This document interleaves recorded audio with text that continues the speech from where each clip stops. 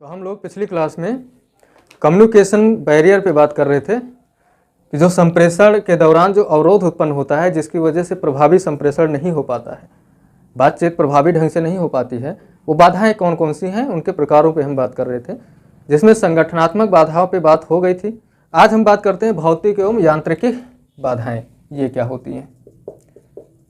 भौतिक एवं यांत्रिक बाधाएं, फिजिकल एंड मैकेनिकल बैरियर्स। भौतिक बाधाएं जैसे शोर है, शोर का मतलब होगा वही नॉइस। शोर किस तरीके का हो सकता है? जैसे लाउड स्पीकर है या फिर ट्रैफिक का शोर है, हॉर्न वगैरह बजते हैं, ये सारे शोर शराबे जो होते हैं इसके तहत आते हैं। अदृश्यता क्या होती है? अब मान लीजिए आप वीडियो कॉन्फ्रेंसिंग पे बात कर रहे हैं और आप सामने वाला अंधेरे में कहीं बैठा हुआ है, आपको दिखाई ही नहीं दे रहा है, तो भी कम्युनिकेशन आपका बाधित हो रहा है। या फिर आप आमने सामने ही बात कर रहे हो कहीं पे और कुछ ऐसी दिक्कतें आए जिससे कि उसकी जो विजिबिलिटी है वो कम हो जाए, तो भी बाधा उत्पन्न होती है संप्रेषण में, यानी प्रभावी बातचीत नहीं हो पाती है। क्यों? क्योंकि प्रभावी कम्युनिकेशन के लिए एक खास चीज़ ज़रूरत पड़ती है और वो क्या है? बॉडी लैंग्वेज, जो कि बहुत बड़ा योगदान देती है आपकी बातों को समझाने में। ठीक है, तो अगर विजिबिलिटी कम है तो आप बॉडी लैंग्वेज देख नहीं पाते हैं। बॉडी लैंग्वेज का मतलब जब तक आप देखेंगे नहीं तब तक कैसे जान पाएंगे कि किस तरफ इशारे कर रहे हैं और कैसा मूवमेंट हो रहा है। इस वजह से अगर अदृश्यता कम है, अदृश्यता अधिक है, सामने वाला दिखाई नहीं दे रहा है सही तरीके से, तो फिर कम्युनिकेशन में बाधा उत्पन्न होती है। वातावरण है, वातावरण का मतलब होगा आसपास का मौसम कैसा है आपके यहाँ। मौसम भी कहीं ना कहीं बहुत निर्धारित करता है कि आपका कम्युनिकेशन कैसा होगा। अब जैसे क्लासरूम में मैंने बताया पिछली क्लास में कि क्लासरूम में जब आप बैठे होते हैं अचानक से मौसम संबंधी परिवर्तन आता है, जैसे बहुत तेज़ी से हवा बहने लगे या फिर अचानक से अब तापमान गर्मी बहुत ज़्यादा हो जाए या बहुत अधिक ठंडी हो जाए, तो लोगों का ध्यान भटकने लगता है। अचानक से बाहर बारिश होने लगे तो फिर आप क्लास में पढ़ा रहे हैं और सारे बच्चे बारिश देख रहे हैं, तो भी आपका कम्युनिकेशन प्रभावी नहीं हो पा रहा है। तो मौसम संबंधी जो वातावरणीय घटना है, मौसम संबंधी घटनाएं हैं, ये भी कहीं ना कहीं कम्युनिकेशन को बाधित करती हैं। भौतिक सुविधाएं,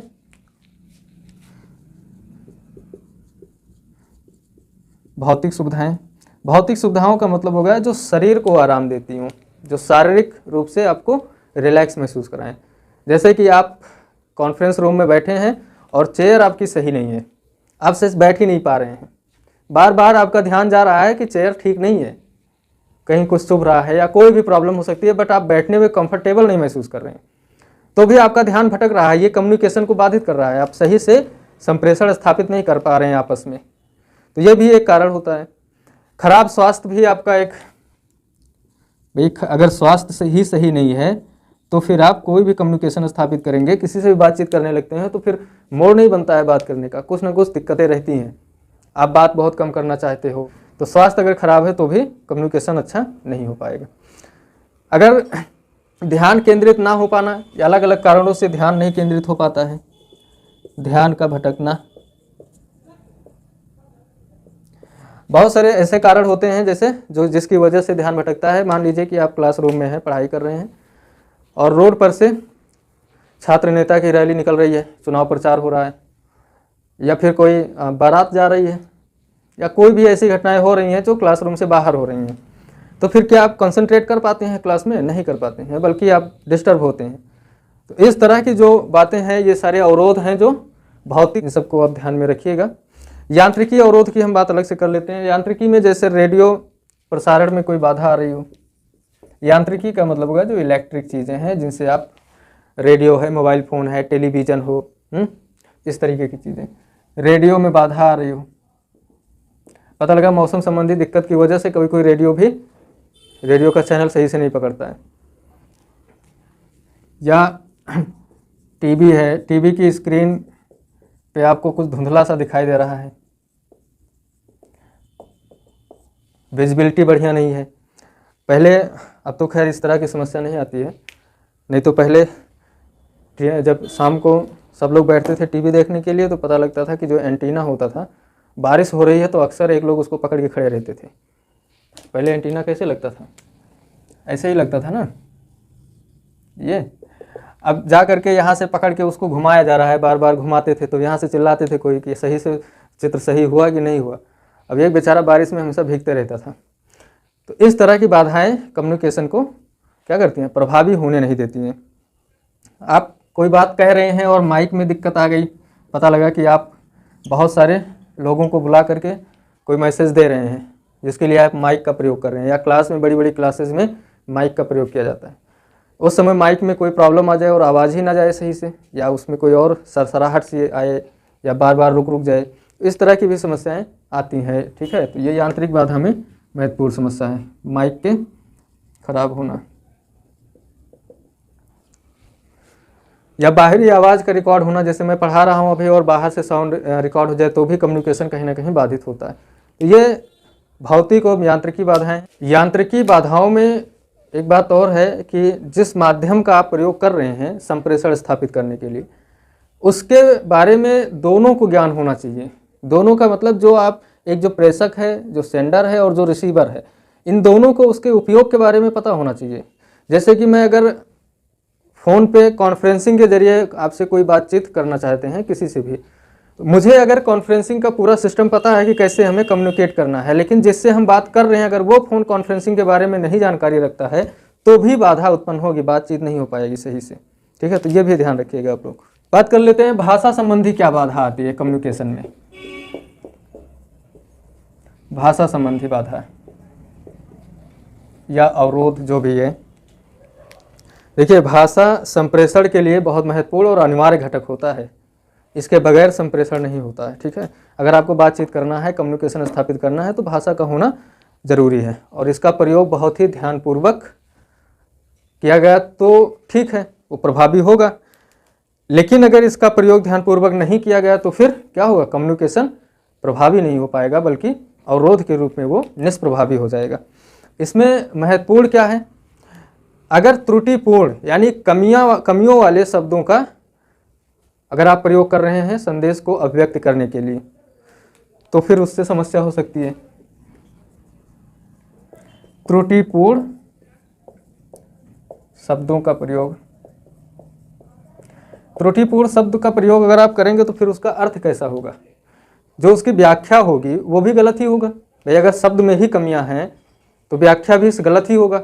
तो भी कम्युनिकेशन जो आप चाहते हैं, भाई जो मैसेज मैं दे रहा हूँ आपको, अगर वो मैसेज आप ना समझें बल्कि उसका कुछ गलत अर्थ आप समझ लें, तो फिर क्या मेरा बात करना आपसे प्रभावी हुआ? नहीं हुआ।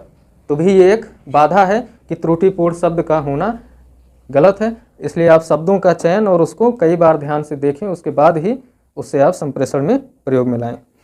अब अगर त्रुटिपूर्ण शब्दों का प्रयोग हमने मैसेज में किया है तो फिर व्याख्या कैसे होगी? जो अनुवाद होगा या ट्रांसलेशन होगा या व्याख्या होगी, व्याख्या भी त्रुटिपूर्ण होगी। अब अगर व्याख्या त्रुटिपूर्ण हो गई तो भी कम्युनिकेशन प्रभावी रूप से स्थापित नहीं हो पाया। भाई जब मैंने गलत शब्द बोला था तो आपने उसका गलत अर्थ निकाला, तो ना मेरी तरफ से प्रभावी हुआ और ना आपकी तरफ से कम्युनिकेशन प्रभावी हुआ। तकनीकी भाषा का प्रयोग करना, अगर आप भाषा जो है वो बहुत टेक्निकल है तो भी दिक्कत होती है, तो आप तकनीकी भाषा का क्या करें, प्रयोग बहुत ज़्यादा ना करें। कोशिश करें कि उन्हें सरल से सरल और आसान से आसान बनाया जा सके। क्या कभी आपने किसी डॉक्टर की पर्ची जो लिखता है दवाई, कभी आप पढ़े हैं? पढ़ ही नहीं पाएंगे। वो इतना टेक्निकल और इस तरीके से लिखते ही हैं कि उसे वही समझ सकते हैं। तो अगर इस तरीके की लैंग्वेज में कोई अगर एक डॉक्टर लेटर लिखे उस लैंग्वेज में, तो क्या वो जो लिखा है उस लेटर में उस बात को कोई भी पढ़ के समझ सकता है? नहीं। और जब तक कोई पढ़ के समझ ना पाए तब तक आपका कम्युनिकेशन या आपकी बातचीत प्रभावी हुई ही नहीं, क्योंकि जब वो समझेगा तब वो फीडबैक देगा, यानी प्रतिक्रिया देगा, और वो प्रतिक्रिया जब आप सुनेंगे तब जा करके आपका कम्युनिकेशन कंप्लीट होता है। ये मैंने कम्युनिकेशन की जो प्रोसेस थी उसमें आपसे बताया था, कम्युनिकेशन प्रभावी कम्युनिकेशन के लिए क्यों आवश्यक है कि फीडबैक होना चाहिए। ठीक है। अस्पष्ट पूर्व धारणाएं, अस्पष्ट पूर्व धारणा, इसका अर्थ ये होता है कि जब आप लिख रहे होते हैं या आप कुछ बोल रहे होते हैं तो आप ये मान कर बैठे हैं कि मैं जो बोल रहा हूँ उसकी जो पीछे की जानकारी है, कुछ मूलभूत जानकारी जो है या बेसिक जानकारी है, वो सामने वाले को आता है, उसे मालूम है, इसके पीछे इसका जो बेसिक जानकारी है उसे मालूम है। यार आपने कैसे मान लिया कि उसे मालूम होगा? हो सकता है उसे ना मालूम हो, तो क्या उसने बताया कि इस विषय पे मुझे पहले से कोई जानकारी पहले से है?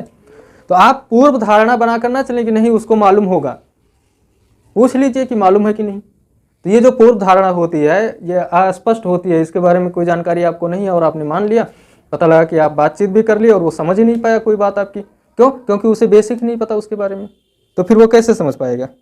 तो अगर रिसीवर समझे आपकी बात, आप चाहते हैं, तो उसके लिए ज़रूरी है कि आप पूर्व धारणाओं में ग्रसित ना हो। ये कुछ भाषा संबंधी बाधाएं होती हैं जो बातचीत करने के दौरान में, कम्युनिकेशन के दौरान इनका प्रयोग करने पर दिक्कत आती है कि आपका कम्युनिकेशन प्रभावी या इफेक्टिव नहीं होता है। ठीक है, देख लेते हैं व्यक्तिगत अवरोध क्या होता है कम्युनिकेशन में। यानी संप्रेषण के दौरान जो व्यक्तिगत रूप से अगर कोई बाधा आती है वो कौन सी होती है? व्यक्तिगत का मतलब हो गया कि व्यक्ति विशेष के द्वारा अगर कोई बाधा उत्पन्न होती है, तो जैसे सीनियर अधिकारी हैं, अब उनके द्वारा वो एक व्यक्ति है, अब उस व्यक्ति की वजह से कम्युनिकेशन में ऐसा वो क्या करता है जिसकी वजह से बातचीत प्रभावी नहीं होती है। तो जैसे उसका व्यवहार है, उच्च अधिकारी का व्यवहार भी क्या करता है? कम्युनिकेशन को बाधित करता है। अगर बहुत खड़ूस है तो फिर जो कर्मचारी हैं उनके बीच में बातचीत जो टोन है वो सही नहीं होगा, जब भी बात करने आएंगे तो फिर प्रॉब्लम ही होगी, लोग नारे लगाना शुरू कर देंगे। तो कम्युनिकेशन यानी बातचीत प्रभावी नहीं हो पाती है, कोई ध्यान से सुनेगा ही नहीं। अगर भाई उच्च अधिकारी बहुत खड़ूस है तो उसकी बात कोई ध्यान से क्यों सुनेगा? नहीं सुनेगा, तो फिर कम्युनिकेशन प्रभावी नहीं हो पाया। डर, अगर अधिकारी का डर है किसी को, इस अधिकारी का जो डर होता है, मान लीजिए कि कर्मचारियों को डरा के रखा है कि अगर तुम कोई ऐसी बात किए या नाराज़ किए हमको तो फिर काम से निकाल दूंगा या फिर सस्पेंड कर दूंगा। तो बहुत कर्मचारी जो हैं उनको तो काम करना है, वो डर के मारे कम्युनिकेट नहीं होते हैं, आप अधिकारियों से बातचीत ही नहीं करते हैं अपने। अगर ग्राउंड लेवल के कर्मचारी सीनियर अधिकारी से कम्युनिकेशन नहीं स्थापित करेंगे तो ग्राउंड लेवल की जो रियल रिपोर्ट है वो कैसे पता चलेगी? नहीं पता चल सकती है। तो उच्च अधिकारियों का जो डर होता है ये भी कहीं ना कहीं कम्युनिकेशन को बाधित करता है। उच्च अधिकारियों के लिए प्रॉब्लम होती है कि इन्हें हमेशा उचित माध्यम की ज़रूरत पड़ती है। माध्यम का मतलब कि बातचीत करने के लिए जो सीनियर ऑफिसर होते हैं इनके साथ बातचीत करने के लिए बहुत ढेर सारी औपचारिकताएं पूरी करनी पड़ती हैं। औपचारिकता का मतलब होगा फॉर्मेलिटीज़। तो अब कोई अगर कम्युनिकेट करना भी चाहे तो अगर वो उन सारी फॉर्मेलिटीज़ को नहीं पूरा कर पा रहा है तो कैसे बातचीत कर पाएगा? नहीं कर सकता। तो ये जो उच्च अधिकारी होते हैं ये बड़े नियम और बहुत सारे अधिनियमों के तहत कम्युनिकेशन स्थापित करते हैं। तो फिर जो लोअर क्लास के अधिकारी हैं या फिर कर्मचारी हैं उनके बीच में कम्युनिकेशन बहुत मुश्किल से ही स्थापित होता है, तो फिर ये प्रभावी नहीं हो पाता है। ऐसे शारीरिक भाषा है, ये भी व्यक्ति विशेष के लिए ये इस्तेमाल किया जाता है। व्यक्तिगत अवरोध में ये भी आता है कि अगर आप बात कुछ और कह रहे हैं और शरीर आपका कुछ और कह रहा है। भाई आप जो बात कह रहे हैं बॉडी लैंग्वेज उसी बात को सपोर्ट करती है, तो अगर आप जो कह रहे हैं वो बॉडी लैंग्वेज सपोर्ट नहीं कर रही है बल्कि अपोजिट काम कर रही है, आप कह रहे हैं पूरब के लिए और हाथ इधर कर रहे हैं और पूरब दिशा इधर है, हाथ का इशारा आपका इधर है, आप जुबान से आप बोल रहे हैं इस साइड की बात कर रहे हैं, तो फिर कम्युनिकेशन बाधित हो रहा है कि नहीं? सामने वाला जो रिसीवर है वो कन्फ्यूजन में है कि हाथ वाला बात माने यानी बॉडी लैंग्वेज की बात माने या फिर इसकी जो मौखिक लैंग्वेज है या भाषा है उसकी बात माने, तो भी प्रभावी कम्युनिकेशन नहीं हो पाता है। तो शारीरिक भाषा भी एक अवरोध उत्पन्न करता है कभी कभी अगर इसका सही तरीके से प्रयोग ना किया जाए तो। प्रेरणा का अभाव, प्रेरणा का मतलब हो गया कि मनोबल का बढ़ाना। अगर आपको किसी कारण से आप टूट गए हैं, टूटने का मतलब हाथ पैर टूटने की बात नहीं कर रहे हैं, आपका मनोबल टूट गया है, आपकी हिम्मत टूट गई है, मन टूट गया है किसी चीज़ से, तो भी आपका कम्युनिकेशन बहुत प्रभावित होता है। तो ये आप ध्यान में रखिएगा। अन्य अवरोधों में कुछ अवरोधें और हैं, जैसे सूचनाओं का अतिभार, मतलब अगर सूचनाओं का अन्य में अगर देखा जाए तो सूचनाएं अगर बहुत ज़्यादा हैं तो भी समस्या आती है। अगर किसी भी कर्मचारी के पास या किसी अधिकारी के पास सूचनाएं इतनी ज़्यादा हो गई हैं कि अब उसे वो डिलीवर नहीं कर पा रहा है सही से, तो भी कहीं ना कहीं ये परेशानी होती है कि सही से कम्युनिकेशन स्थापित नहीं होगा। अब उसके पास लोड है कि इतनी सारी सूचना हम कैसे कहें, तो फिर वो जल्दबाजी में बताएगा, कुछ सूचना छोड़ेगा, कुछ बोलेगा। तो जो सूचनाओं का अत्यधिक भार हो जाता है तो भी कम्युनिकेशन अच्छे से स्थापित नहीं हो पाता। एक बहुत बड़ी बाधा आधुनिक काल में यानी वर्तमान समय में 5G और 6G के ज़माने में एक बड़ी बाधा ये है कि जो कम्युनिकेशन स्थापित करने के माध्यम आ रहे हैं उनका उपयोग सबको नहीं आ रहा है कि कैसे इनका उपयोग करें। ठीक है, तो माध्यम या आधुनिक माध्यम का ज्ञान ना होना,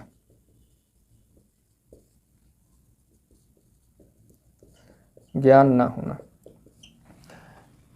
भाई अभी भी मैं जानता हूँ बहुत सारे लोगों को, और ग्रामीण क्षेत्र में या थोड़ा सा जो पिछड़े क्षेत्र हैं वहाँ पर आज भी कीपैड वाला फ़ोन लेकर के लोग चलाते हैं। कारण कुछ और नहीं है कि वो इस टेक्नोलॉजी को समझ नहीं पाते हैं और इनका उपयोग वो करना सही से नहीं जानते एंड्रॉयड फ़ोन का। इसी वजह से बहुत सारे हाथों में हमने देखा है कीपैड वाला फ़ोन, और पूछने पर कि बड़ा फ़ोन आप क्यों नहीं लिए हैं, तो उन्होंने कहा भैया हम उसको चला ही नहीं पाते हैं।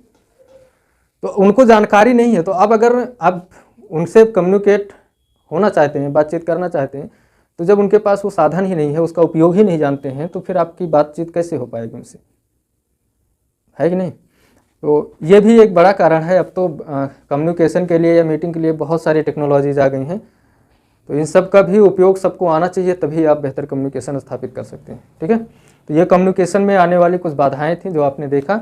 इन बाधाओं को दूर करने के लिए क्या करना चाहिए उन पे हम बात कर लेते हैं। संप्रेषण में बाधाओं को दूर करने के उपाय या सुझाव। सबसे पहला सुझाव तो यह है कि उद्देश्य स्पष्ट होना चाहिए। स्पष्ट उद्देश्य, आप क्यों कम्युनिकेशन स्थापित करना चाहते हैं ये आपको कंफर्म होना चाहिए कि हम इस उद्देश्य से बातचीत कर रहे हैं। ठीक है, दूसरी बात है कि संप्रेषण में जिस विषय पे आप बात कर रहे हैं उसकी जानकारी यानी सामान्य जानकारी सबको होनी चाहिए। सामान्य जानकारी सबको होनी चाहिए। किस विषय में? जिस विषय में आप बात करना चाहते हैं सामने वाले से। अब मान लीजिए कि आप एक समूह में बात करना चाहते हैं, एक ग्रुप में, और आपको पहले ही बता देना चाहिए कि भाई इस मुद्दे पर आपसे बातचीत होगी, इसकी जानकारी सबको होनी चाहिए। जो श्रोता हैं यानी जो रिसीवर हैं उनको इसके बारे में मालूम हो कि किस विषय पे। अब कोई सेमिनार आयोजित किया जा रहा है तो सेमिनार में क्या होता है, पहले से विषय बता दिए जाते हैं सारे कैंडिडेट्स को। तो जो श्रोता होते हैं उनको पता होना कि कोई सम्मेलन है, वहाँ पे किस विषय पे बातचीत होगी, तब तो वो अपनी ज़रूरत के अनुसार वहाँ सुनने के लिए पहुँचेगा। भाई किसी को ज़रूरत है कि मुझे एग्रीकल्चर पे कोई सेमिनार हो तो उसमें जाऊँ और कुछ नई चीज़ें सीखूँ, कोई किसान ये सोच के बैठा है। अब आपने इन्विटेशन तो दे दिया किसानों को कि वहाँ पे एक सम्मेलन हो रहा है, एक सेमिनार हो रहा है, लेकिन आपने ये नहीं बताया कि सेमिनार कोई नेताजी आकर के अपना प्रचार कर रहे हैं या फिर कोई संगठन आकर के वहाँ पे कोई एनजीओ आकर के एग्रीकल्चर के बारे में बता रहा है। तो सेमिनार की मूलभूत विषय क्या है ये मालूम होना चाहिए, खासकर उनको जो रिसीवर हैं। ठीक है, सरल एवं स्पष्ट भाषा का प्रयोग होना चाहिए। सरल एवं स्पष्ट भाषा का प्रयोग कीजिए आप। भाई भाषा आपकी बहुत जटिल नहीं होनी चाहिए, स्पष्ट होनी चाहिए, क्लियर होनी चाहिए कि लोगों को समझ में आए, उनको दिक्कत ना हो। शोर को कम करना चाहिए, यानी जो नॉइस है शोर को कम करने का आप प्रयास कीजिए, ये भी एक सुझाव है। वातावरण जो है वो अनुकूल होना चाहिए, प्रतिकूल वातावरण नहीं होना चाहिए।